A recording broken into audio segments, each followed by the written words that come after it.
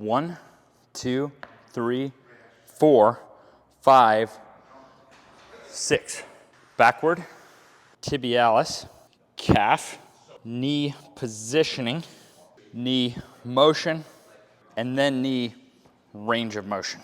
Then factor in each step as a scale of ability. For example, I had to start elevated and assisted to work on my range of motion pain-free. Now 10 years later, 100 pounds, flat ground, feels great. So my knees were my weakest link in life: surgery, painkillers, depression. But with that strategic plan of ability rather than avoidance, now they're my greatest strength. Then factor in well-rounded programming for exceptional ability behind the knee and exceptional mobility above the knee. And that's how knee ability now has thousands of success stories. Every year around Thanksgiving, I try to look at what data am I most thankful to know, and it's those 6 steps for me. Now, on my YouTube page, I have detailed breakdowns of every one of those 6 steps, but I thought, most helpful thing I could do would be to try to connect that light bulb for someone on the flow of those 6 and this data now. 3 more things I'm gonna show. Because in the years that have passed, I now have 2 kids. My obsession is now just as much as it is how to rebuild broken bodies. How do I prevent them from getting broken in the first place? 3 main ways I see to do that. Kids already have the pain-free mobility that we want as an end product.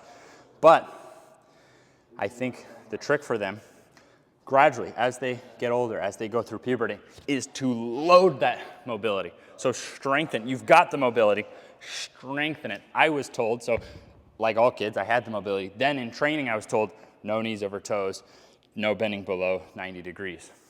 Well, I think I would have had a much better chance of not going through the suffering I did had I strengthened my natural mobility. Seems obvious? It is. I think it's simple. It's way simpler for kids. And it took way more to figure out how to reverse engineer all that for broken down adults. Now, loading and or, number 2, slant. A slant increases difficulty for the muscles around the knees based on the angle rather than load. Now, you could do the slant and the load. This becomes a really effective strengthening exercise relative to how much weight is needed. And then the third way, well, the ATG split squat also increases difficulty with less weight needed because you're doing one side at a time. It is way easier to take someone starting around 10 years old and get and keep an ATG split squat than it is to reverse engineer your way to that if you've lost it. So those 3, super simple. What's the exact recipe for kids? I don't know. You know your kids. Whichever one you think they'll actually enjoy and do within those 3. I think if you have even one of them, I think your odds are good. I think when in doubt, maybe rotate the 3, but that's the stuff I'm gonna find out. My kids are 2 and 4, so I'm not going anywhere. I'm gonna keep training them. This summer I'm volunteering at the school my wife graduated from. It's like a school that has all the way from like little kids to high school kids in one place. So I'm going for their summer program. I'm gonna get a ton of experience coaching all those kids. And then if you know, my wife and I are making a school for our kids, so I'm gonna be a gym coach for like the next 10 years. So this is just my starting advice is you've already got the pain-free mobility as a kid. Strengthen that mobility so it's less likely to get taken away from you.